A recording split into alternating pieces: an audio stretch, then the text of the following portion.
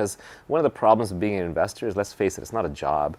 You're not actually building anything, you're investing, right? Okay, yes, people make a job out of it.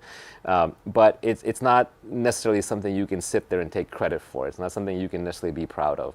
And one of the things that I like that Peter Thiel said, which is that you should have a definite view of the future. You should actually go out and build the thing you want to see exist, not just say, oh, well, that's going to happen, I'm going to sit back and wait for somebody else to do it. Because history doesn't work that way. Things don't just automatically show up. There are great men and women who go out there and create these things.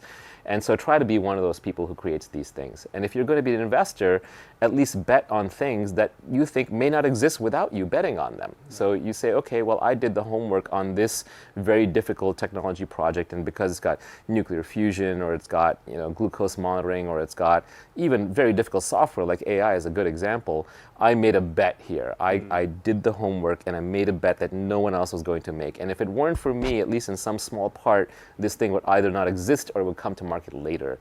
But the other mindset, which is I'm just going to hustle ahead of other investors, I'm going to slip some money in before they get there, and then they mark it up, and it's a thing that everyone can see it's winning.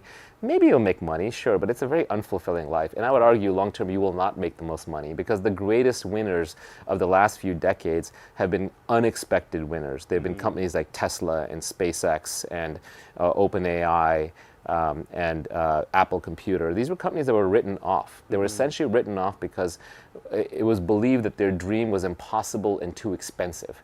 But now I think SpaceX is launching a rocket every 3 days out of Florida.